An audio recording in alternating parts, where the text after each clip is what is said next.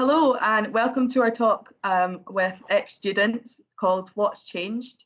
I'm Laura. I'm one of the mental health community coordinators for student information at West Lothian College. I'm part of the Support for Learning team, and really I thought it'd be great to chat to some of our ex-students from long ago and from more recently to find out a bit about what a mental health and wellbeing journey looks like at West Lothian College. So without further ado, Aidan, could you introduce yourself? Yep, thanks for having me. I'm Aidan Martin. I graduated for the college in 2014 with a HNC in social sciences.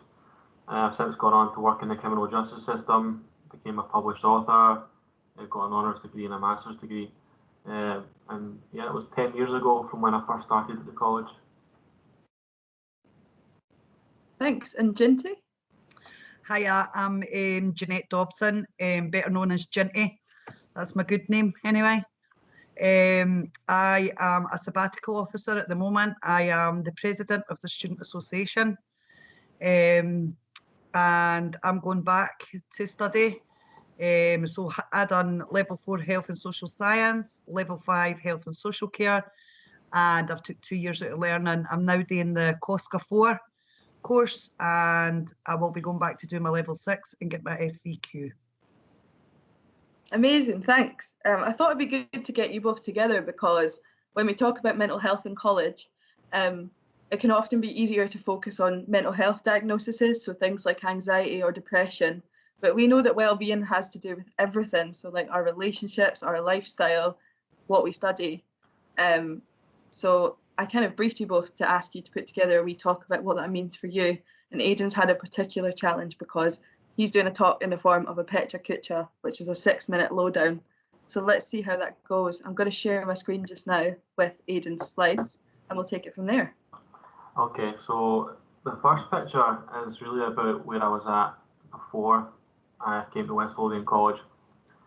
All those different things crashing into the guy's head is kind of symbolic for when I arrived. I was suffering from addiction and different mental health and traumas and social inequalities.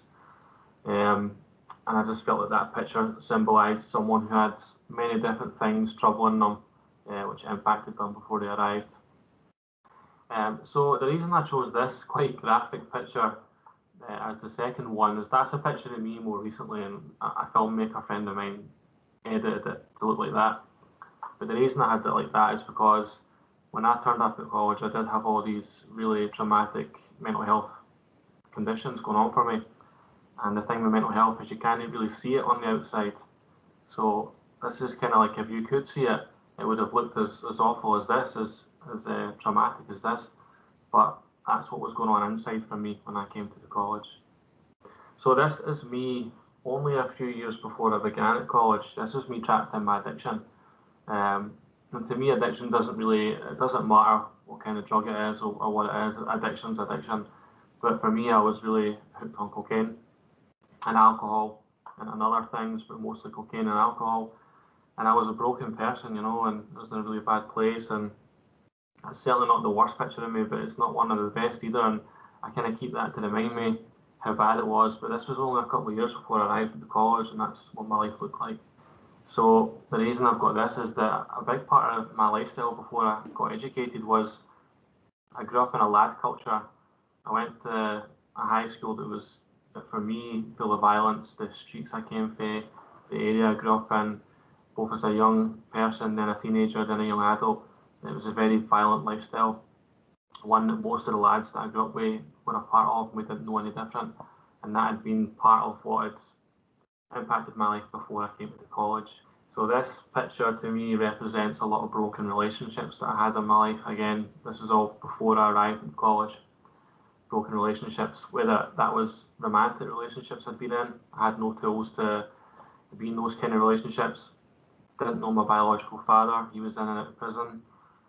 Had difficulties with my stepdad, who I call my dad. A lot of the friends I grew up with as well, we were all struggling. A lot of enemies I had in my life before, so this represents a lot of broken relationships that I had. Again, these things were going on for me before I arrived at the college. And this picture represents loss and grief, and my little brother had died of cancer before I arrived at the college, and my grandfather had passed away, and he was pretty much like my father figure. And again, it represents the not having a relationship with my biological father. So these kind of pictures leading up to arriving at the college kind of highlight some of the difficulties I've gone through. The reason for this picture is because I left high school with no qualifications. I left high school at age 16 thinking I was daft, thinking I was stupid. Again, so it was very scary, the idea of coming to college, because I actually thought I was daft, you know. I didn't think I had any brains. I didn't think I had the right tools to be able to learn. So that's why that picture's there. And this represents time, you know. I started college in my mid-20s, and I, at that point, was thinking that time was running out for me to make something in my life. Time was running out for me to change. A lot of people around me were in really a bad way, including myself. It also represents that one of the fears I had starting college was that I was too old. You know, I thought in my mid-20s I was too old to go into education. I thought that you had to go right to school and to college. So the next picture is a picture of West Lothian College. Because for me, you know, I started in 2011, that's 10 years ago. And for me, coming to the college was the beginning of turning my life around. There was other things that helped me along the way, but coming to this college played a massive role. And the pictures that are coming after are going to explain what I got from it. So first of all, it was a safe environment. I never felt safe at high school. I never felt I could get educated. At high school, I just felt as if it was about survival. And like I say, I was out the door at 16 with no qualifications and no future.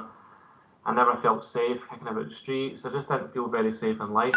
But by the time I arrived at college, I found myself in a safe environment and a safe place to learn. And this picture here is about being nurtured and nourished. And for me, this is one of the most important things. It wasn't just about the topics I was taught.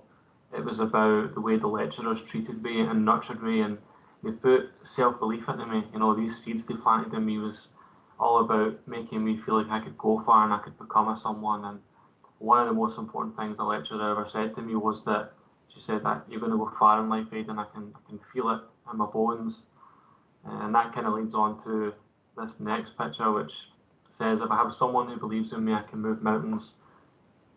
At that time, I didn't know I was going to go on and get 2 degrees and have a family and get clean off substances and become a published author. But in the very beginning, those lecturers planted seeds. They made me think I could become someone and achieve anything I wanted, and that became true. So this picture represents that, you know, for someone who hated learning at high school, someone who just wanted to get out the door at 16 and get away from it, college made me excited about education. It made me excited about my life. That college, West Lothian College, and the lecturers made me feel like it was an exciting thing to learn, and that's what that picture means. This represents that despite all the tools and the learning and everything like that, both at college and after I left college, it didn't mean that life wasn't going to have challenges. Life was still full of challenges. The biggest one was that my son, when he was 2.5, was diagnosed with leukemia. He's fine now, my son's okay now, but, you know, there were still challenges in life. So this picture is probably a bit cliche, but what it represents is that going to college provided me with tools, not just what I learned, not just the theoretical stuff, provided me with confidence and self-esteem and self-worth and belief and assertiveness and confidence to go after things I wouldn't have tried to before. So even the challenges that came up, like my son getting ill, I'd learned at college that I can start and finish a thing, you know. And so that picture there is me graduating college. That's me and my friend Sam. We studied together at the college, and then she ended up studying at the same uni as me as well. But that was me graduating with HNC. I got an A, got my very first A in my HNC year. And then I graduated at university, went to Glasgow Caledonian University, got a 2-1 honours degree in social sciences in 2017. That's me with my partner, and that was like 2 weeks after my daughter was born. I also graduated again a couple of weeks ago. I got my master's degree from Glasgow Caledonian in social work. In between the 2 degrees, I wrote a book called Euphoric Recall, a memoir about my life. And I tried to get it out there, and it got rejected over and over and over again. But then someone took a chance on me, and it became a top-selling memoir. Again, something else that I achieved beyond my wildest dreams, and could never have done it if I hadn't been for that journey to college. And the door represents more than a door. It's I bought my first house, but more importantly, I have a family. I've got a son who's 8 now, a daughter who's 4, fiance, and we're expecting our 3rd child at the beginning of January, and our wee boy. And this is the last picture, and what it represents is where I'm at now. From that lad who was traumatised and an addict and suffering from mental health and just torn to bits, who started college. 10 years later, I'm now an activist for people with mental health and a campaigner against the drugs crisis in Scotland, and using my voice and my qualifications and my experience to try and make a difference. And that's, someone who was just completely broken as a human being starting college, and college played a massive role in getting me to where I'm at now. And that's me. Thank you so much, Aidan. That was brilliant. It was so good to hear from you. And congratulations on your new son as well on the way. That's amazing to hear. And your masters as well. Thank you. Ginty, it's now your time to share a bit. Well done, Aidan. That was absolutely superb. Well done. So I've not got the picture slides behind me because I tend to just kind of wing things. So that's kind of what I'm going to try and do today. So 4 years ago, I came back to college. So leading back from a diverse background and the greatest of upbringings, broken home right from the start. Parents were all over the place. Well, one parent in particular was an alcoholic for all the years for when I was a kid. So my brother kind of ended up staying with grandparents. I lived with my dad, who was working basically 24/7. And mum was sleeping most of the time. I had another brother in the house, which then kind of led us to, it led me down the path of kind of just being in other people's houses and kind of living other people's life as well as my own, trying to get on with my own and not really understanding what things were, and just kind of travelling on. To which then we kind of moved out to Livingston and moved into Edinburgh, which I had met and made kind of a bad choices and the greatest friendships. So that was me for a good few years. I'd done high school. Like yourself, Aidan, I was never really good at high school, never really left with much grades, apart from the one best grade that I did leave with was music, because I was a bit of a drama queen anyway, so I left with quite a good result in there. So I left with a credit mark for that, but everything else was kind of field or foundation level. I did struggle a lot at school, at primary school, which kind of went under the collar and a wee bit unnoticed. So back then you kind of went to a bit of a remedial class and that was your whack, like that was all you got. Education has moved on a lot for then, as we can see. I mean, there's things called LAD tests and stuff like that now. So for dyslexia and dyspraxia, you can get tested now and it's pretty much, it's there in front of you, do you know what I mean? So please, if that's going to put you off of college, not to let that put you off, because there's loads of things and loads of help that the college can give you. So they have support for learning and different stuff, which is where I ended up. Because I do have dyslexia, so I then took a LADS test coming back to college, and found out that I had dyslexia. I had a lot of support behind me for the college and lecturers who actually opened my eyes up to dyslexia, because I never thought it was, I just thought I was a kind of stupid is the word I want to use, but kind of kept it to myself, thinking, like, this is just me, and I'm not really want to tell anybody that this is just me. So I went into Venture Trust. I was in the That's It project, and I went to Venture Trust, which is another great service that people use through domestic abuse, through services such as criminal justice and things like that. So I was referred on to them through criminal justice, and ended up doing a 5-day course where I went away for the world and the world went away for me. And it was just me and 11 other women, which was absolutely phenomenal. Didn't know a soul. Went away, done a course, done loads of different things, to which they broke me down and then built me back up to leave again, which was absolutely superb, which is the beginning of the journey I'm going to talk about now. So that was me coming back to college. So when I came back for that, I applied for college because I thought I've got to be able to do more than just take drugs and look at that horrible side where, you know, it's like you're only in the community and you're only part of that community because of what you can do for that community, do you know? And I just thought, no, there's got to be more out there for me. So I decided to come back to college and make way of my own headspace and find out why I was the way I was, and decided to kind of counsel myself through it. I had tried counsellors, but I felt as though like it just wasn't the path that I was on, and probably wasn't ready to talk about the stuff that I was ready to deal with. Through the last past 4 years, I studied health and social science at a level 4. I then went on to level 5 health and social care, and as I said before, I'm now sitting where I am as the president of the Student Association. The college has been a backbone for me, like yourself, Aidan. You know, this was my safe place. But to let you understand, I was actually looking at a jail sentence in 9.5 months for drugs, which was kind of like personal use mostly, and trying to just do that thing where it's like you're trying to get your pal, you know, this, that, the next thing, and then it turns into dealing. And I'm afraid to say that's where it does turn into. Then I decided to come back to college, done my studying in college. I'm now 2 years sabbatical, and I will be going back to learning again. And I mean, I've just got everything to thank this college for.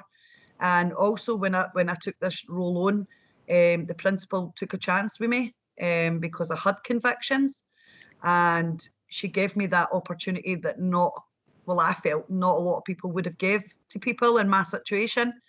And there was a lot of fear factors there for me, a lot of mental health issues underlined, which I never ever thought I knew that I had mental health stuff going on, but I never thought it was as bad as what it was.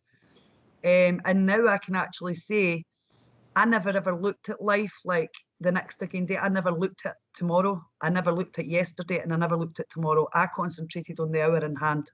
That was what my life was like.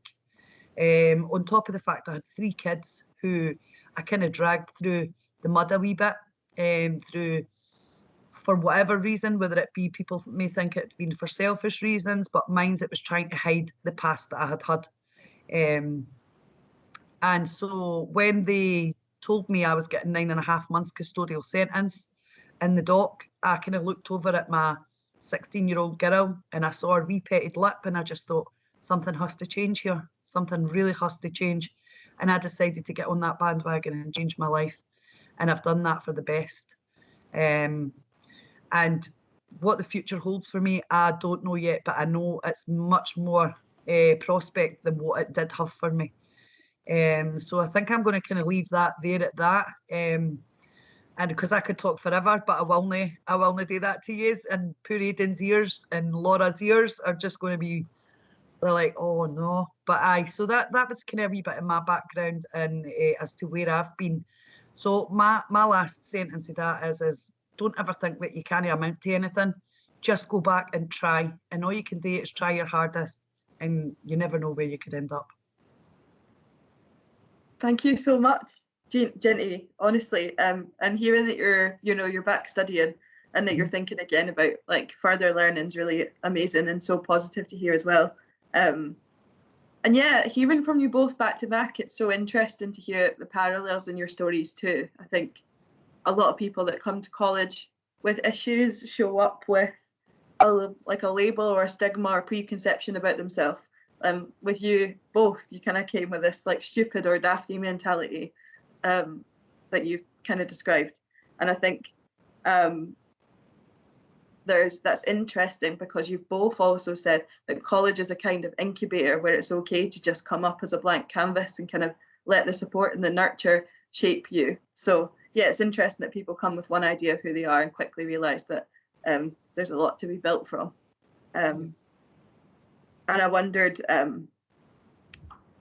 both of you spoke about your time at college is quite positive. So my first question was, what was the most difficult thing about studying for you? Aidan, do you have an idea? Yeah. I mean, in the beginning, it was learning how to do that because I'd never studied at school. I just survived. I wouldn't describe myself as naturally academic either. So learning, and I think studying is unique to the individual. People study in different ways. So for me, it was just learning about what works for me.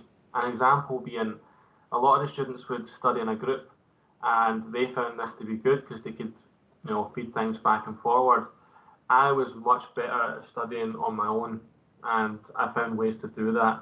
So just, I guess, learning how to study, learning how to believe in myself, and like when the lecturers were telling me that I was smart and I was intelligent and I was going to go far, learning to trust that they were telling the truth and that they knew what they were talking about and they weren't just being nice, that they were actually being genuine. So stuff like that. And another thing for me was I had this warped idea in my head when I came that I was already too old and past it, that I'd wasted my life. I was 25 years old, but I thought that that people study at all sorts of ages now, and we bring all sorts of things with us, like life experience. But I had this idea in my head that you only go from school to college. So getting over these different misconceptions and things that were just really not true, but that I had false ideas in my head about all sorts that I had to unlearn, so stuff like that. Absolutely. For me, I think one of the biggest things of coming to college was just that initial change and just thinking, I'm going into this and I don't know why I'm going into this, and I don't know why I'm choosing to go back to education because I was never good at it in the first place. So for me, it was the fear factor of the new change that was coming for me, and will I be able to do it? Will I not be able to do it? Will I get stuck? Because I always knew that I was never really good academically, and I'm still to this day no good academically. As I say, I could talk all day long, and I'm great with kind of ideas, but putting them into practice for me back then was really, really hard, and coming to terms with the change, I think, was hard for me. Thanks. And yeah, I think it sounds to me like, firstly, coming to college with all these preconceptions and ideas is what most people do. Whether that's good or bad, I'm going to smash it, it's going to be great, this is going to change my life, or, I'm screwed, I don't really think this is for me, but whatever. Maybe it's helpful to know that a majority of incoming students experience these kind of thoughts, good or bad, but definitely preconceptions. And it sounds like it's maybe helpful, like what Aidan said, to trust the process a bit. Yep. Yeah, and Wesleyan College have been going for years and have met a variety of different students. So any challenge is probably not one they've not come across before. Yep. So what was the most, if you could name it or sum it up, what was the most supportive thing about your time at college? Do you want me to go or do you want to go, Jenny? Sure. Yeah, I'd like to hear you, Aidan. When you go, Aidan? For me, it was most definitely having lecturers that believed in me. When I started off doing a health and social care course, and it was one of my lecturers that noticed, she's like, you really are passionate about psychology and criminology and sociology, and she suggested you might want to do social sciences. So she's first of all spotted in me what I was good at and interested in. Then the social sciences team made time to meet me and tell me about the course, tell me what was on it. I just felt like I belonged, and I was, no matter which way I went, I was going to be supported. Then I changed to social sciences. 3 weeks in, when everyone was talking about Marxism and feminism and all of that, I was like freaking out, because I was like, oh, this is a foreign language to me. And I walked out the class and I was like, no, I'm quitting. And I almost walked away from education 3 weeks into my second year. And my lecturer followed me outside, Linda Corumbocas, and she calmed me down, reassured me that it would come, told me she believed in me, and stopped me from, because before that I was never used to finishing a thing. As an addict, I wasn't used to starting something and finishing it. I was always used to things falling apart. So me walking out was kind of the way I was used to doing things, and it would have been easier to walk away. But I had lecturers who believed in me and nurtured me, And when I got to the end and got my HNC, it was that 3 years of achieving it. It was life-changing for me because it taught me then, okay, you can achieve what you want to in life if you stick to it and you don't give up. So that's my answer for that. Thanks. Ginty, would you like to come in? Yep, so for me, it's probably got to be a bit of the lecturing side as well, and obviously student support. When I learned the dyslexia, it was great because then it was the fact that I then knew that there was something else. It wasn't just me, you know. So when I came back, it was one of my lecturers. As soon as I wrote, I had wrote this, we were writing this thing about values and principles. And she says to me, I think you need to go to student support. And unbeknown to me, I was like, student support? What is student support? Like, what is that? Like thinking, oh my God, like she's noticed something. Like, what is it that she's noticed? And of course, I had all these fears and anxieties in my head anyway. But she says to me, no, student support will help you with your structuring of your words and like the way you come across and things like that. And I thought, right, I'll give it a bash. And to be fair, it's been my lecturers that were there at that time. Didn't get me wrong, one of them was a pain in the backside.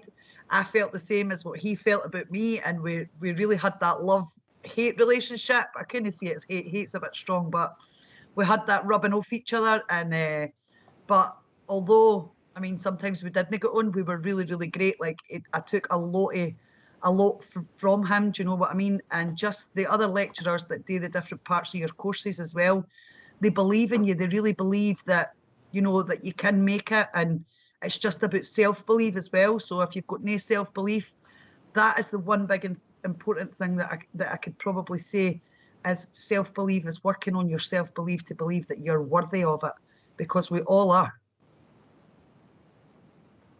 Yeah, totally. That's so interesting. You both kind of said that when someone said that they believed in you, you either thought that wasn't true, or they were just saying that for whatever reason, or that's just a motivation tactic.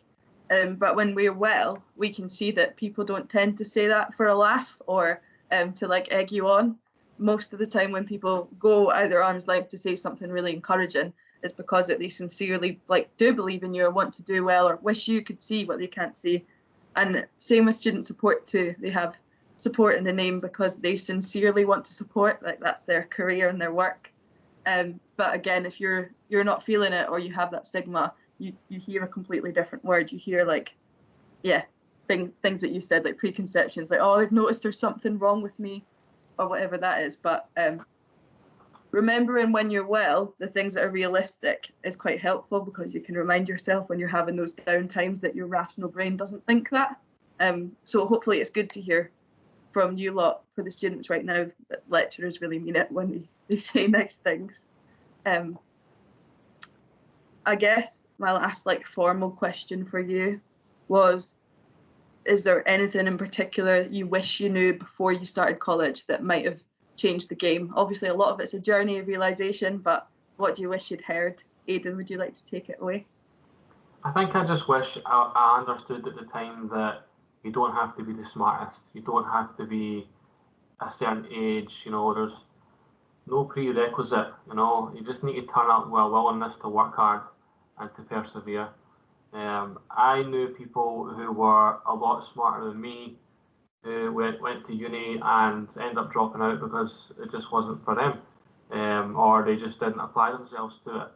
What I learned was that hard work, determination and perseverance was my biggest asset. So yeah, I went in with a lot of fears I didn't need to have, about age, about how much time I had, about also money, and I worried a lot about money.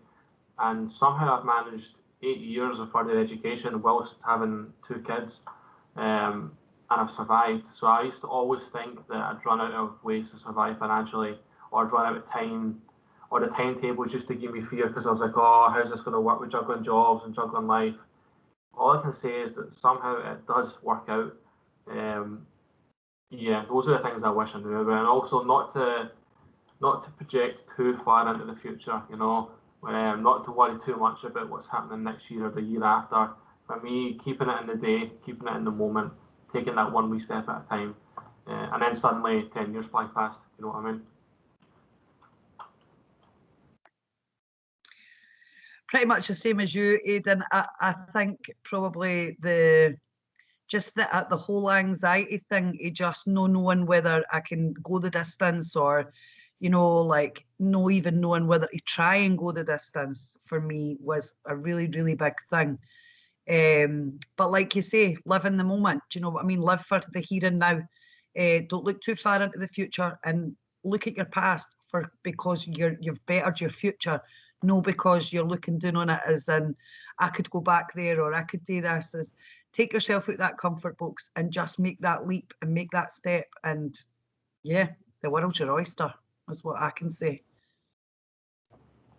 Thanks. So just keep working at it.